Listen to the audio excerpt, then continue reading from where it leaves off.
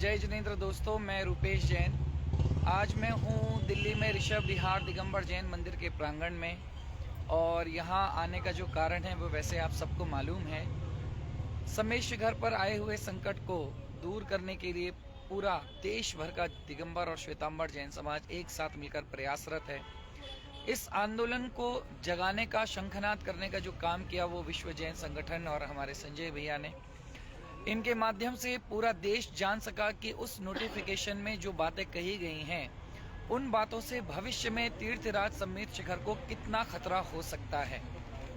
हमारी बात सरकार तक पहुंची, उसके निराकरण में कुछ एक्सप्लेनेशंस भी दिए गए हैं कि ये इको टूरिज्म को बढ़ावा देने की एक मुहिम है। इसमें तीर्थ को किसी भी तरह की कोई हानि पहुंचाने का इरादा नहीं है, लेकिन फिर भी उस इको टूरिज्म के तहत भी समेश शिखर में आने वाले समय में कैसी कैसी गतिविधियां संचालित हो सकती हैं, उसकी पूरी जानकारी आज मुझे खुद संजय भैया ने अभी दी है। और इनके पास पूरी डॉक्यूमेंट्स, जो पूरे प्रमाण हैं, वो उनके पास विद्यमान है कि सरकार ने इस मुद्दे पर क्या क्या कहा है, बाकी कितने लोगों का उस पर विरोध हुआ है, जब सरकार ने इस नोटिफिकेशन को जारी किया तो उसमें किसका कंसेंट लिया गया, नहीं लिया गया, बहुत सारी बातें हैं। अभी महत्वपूर्ण बात यह है कि इस मुद्दे को लेकर आज स्वयं संजय भैया को और उनके साथ बहुत सारे लोग यहाँ पर आमरण अनशन पर बैठे हुए हैं, ताकि सरकार इस मुद्दे को गंभीरता से देखे, समझे, सोचे और जितने भी अभ्यारण्य के लिए ये नोटिफिकेशन गजट जारी हुआ है, उसमें से कम जैन समाज के इस पवित्रतम तीर्थ स्थल को मुक्त किया जाए और समेत शिखर को उस नोटिफिकेशन से डिनोट किया जाए। संजय भैया हमारे बीच में हैं। आज तीसरा दिन इनके उपवास का है, अनशन का है, इसलिए मैं इनको ज़्यादा उनका ऊर्जा और उनका समय ज़्यादा मुझे लगता है उचित नहीं होगा मैं वेस्ट करूं या उनसे ज़्यादा अधिक श्रम लूं। लेकिन फिर भी मैं चाहता हूं कि उनका संदेश मेरे माध्यम से मुझसे जुड़े हुए जितने भी लोगों तक पहुंचे और आप अपने अपने स्तर पे जो कुछ भी कर सकें आपको करना चाहिए। एक और मैं आपको संदेश देना चाहता हूं कि इस आमरण अनशन में इस पूरे दिल्ली महानगर में और साथ ही पूरे देश से जो कोई भी आकर अपना सहयोग देना चाहता है, अपना समर्थन देना चाहता है, चाहे वो एक दिन का उपवास करके यहाँ पर बैठना चाहता है, उसको आना चाहिए, अपने हस्ताक्षर यहाँ करना चाहिए, ताकि सरकार तक गंभीरता से ये बात पहुंचे कि पूरा का पूरा जैन समाज कितना संवेदनशील है इस मुद्दे को लेकर और सबके मन में कितनी इस बात को लेकर पीड़ा है, और वो पीड़ा सरकार तक पहुंचे और उसका निराकरण शीघ्र अतिशीघ्र हो और ये अनशन बहुत दिनों तक जारी ना रखनी पड़े। अगर सरकार इस बात को गंभीरता से नहीं सुनती है, आगामी समय में राष्ट्रपति भवन की ओर भी हजार संख्या में जैनों के जाने की तैयारी है। अब मैं थोड़ा सा समय संजय भैया से लेना चाहता हूं और उनका संदेश मेरे माध्यम से आप तक सुने, आप तक पहुंचे, आप सुने और आप सब भी अपना सहयोग करने के लिए जितना हो सके किसी भी रूप में उपस्थित रहें। संजय भैया।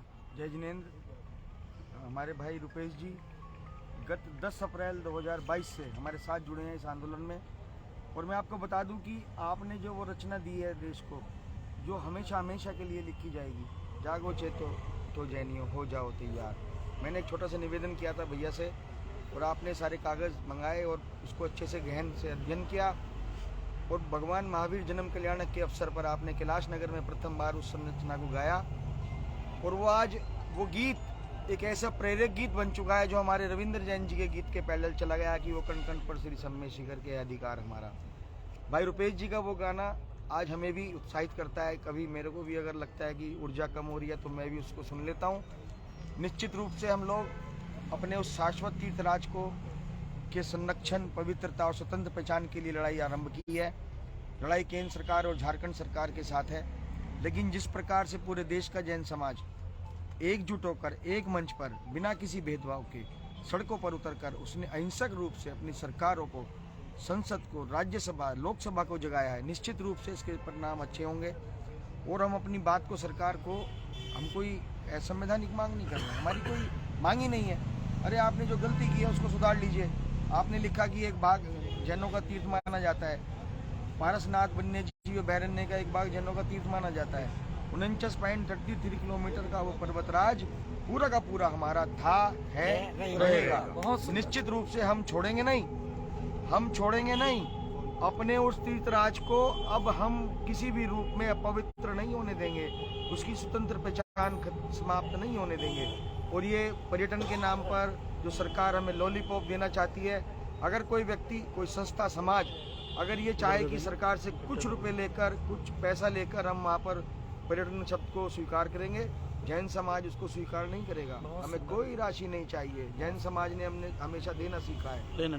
पूरे देश को जीडीपी और रोजगार देकर, टैक्स देकर हमने सदैव सभी का सहयोग किया है, लेकिन अपने शाश्वत तीर्थराज पर किसी भी प्रकार की गैर धार्मिक गतिविधियों को स्वीकार नहीं करेगा। इन्हीं शब्दों के साथ मैं पुनः बहुत बहुत धन्यवाद देता हूँ भाई रुपेश को। आपने हमेशा हमारा साथ दिया है और 11 दिसंबर को रामलीला मैदान से जो आग हमने लगाई थी, चिंगारी लगाई थी, क्योंकि हमारी आत्मा जली हुई है, हमारे तीर्थराज पर बात आई है। आपने व्यक्तिगत रूप से आकर, विशेष रूप से आपने आकर हमारे मंच पर उस गीत को पुनः सभी के सामने प्रेरक गीत को गाया।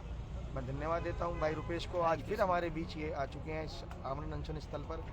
निश्चित रूप से आपके द्वारा हमारे ही बातों को अनेकों मंचों से, अपनी अनेकों नाइट्स में मैं भी क्योंकि 1-2 बार शामिल हुआ हूँ। आपने सरदना में आपने फिर वो प्रयास किया और सरदना में आपके प्रयासों से आपने वहाँ पर ऐसी घोषणा करवाई कि अगर सारा सरदना भी दिल्ली जाएगा तो बसों की कोई दिक्कत नहीं है। उस बात से सरदना में इतना ज़्यादा एक मोटिवेशन हुआ कि वहाँ से उस छोटे से कस्बे में हजारों हजार की संख्या परम पूज्य आचार्य भगवान भारत भूषण जी मुनिराज के सानिध्य में निकली और आज पूरा देश आंदोलित है उस सरदना की वजह से। बहुत तो मैं धन्यवाद देता हूँ रुपेश जी। थैंक यू संजय भैया, थैंक यू।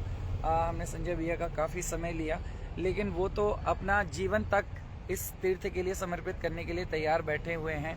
तो मैं केवल ये प्रार्थना करता हूँ पार्श्वनाथ भगवान से कि ये क्रमिक अनशन जो चल रही है इसको ज़्यादा दिन ना चलाना पड़े, ये आमरण शब्द हमें कभी इस्तेमाल ना करना पड़े, सरकार हमारी जल्दी से जल्दी बात सुने और जैसा कि संजय भैया ने कहा है जो भी गलती हुई है उस गलती को सुधार लिया जाए। जो भी बात आ रही है कि 40-45 ऐसे और अभ्यारण्य हैं जिनको इको सेंसिटिव जोन घोषित किया गया है, जहां पर इको टूरिज्म को बढ़ावा दिए जाने की तैयारी है। सरकार कहीं पर भी कुछ भी करे, लेकिन तीर्थ सम्य शिखर जैनों के पवित्रतम तीर्थ स्थल पे किसी भी तरह की गैर धार्मिक गतिविधि को बढ़ावा नहीं दे। बस यही इतनी छोटी सी प्रार्थना है, बहुत बड़ा विषय नहीं है। हमारे साधु संत भी बार बार इसी बात को दोहरा रहे हैं। आज यहाँ इस अनशन में रोज हजारों लोग शामिल हो रहे हैं, अपनी बात रखने के लिए आ रहे हैं। अभी भी हमारे बीच में बहुत सारे लोग बैठे हैं। हमारे ये देखिए सौरभ जी, नितिन जी, आप महिलाएं भी आ रही हैं, हमारे राहुल भैया, महिलाएं भी यहाँ पर अपनी पूरी उपस्थिति इस आमरण अनशन में दिखा रही हैं। और रुचि जी जिनको आप देख सकते हैं जो यहाँ पर अनशन करते हुए बैठी हुई हैं। यद्यपि मैं इनका अभिवादन बस आप तक पहुँचाता हूँ और आप अपनी शुभकामनाएं इन तक ऐसे ही पहुँचाते रहें। इनका स्वास्थ्य एकदम उचित रहे और इनका ये ऐसे ही सिंगला जी भी आए हुए हैं, आम आदमी पार्टी के महाराष्ट्र के प्रभारी हैं।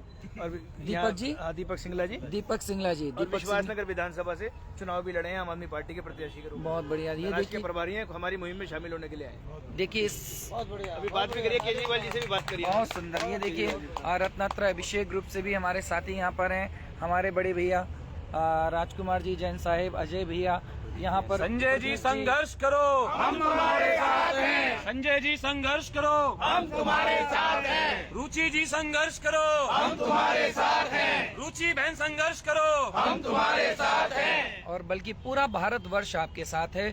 भले ही ये अनशन दिल्ली में ऋषभ विहार दिगंबर जैन मंदिर के समक्ष बैठकर हो रही है, लेकिन आप समझिए इसकी जो ताप है, इसकी जो आँच है, पूरे भारतवर्ष में बैठा हुआ हर पूरे विश्व में जितने भी जैन समाज है उन सब तक ये बात पहुंच रही है।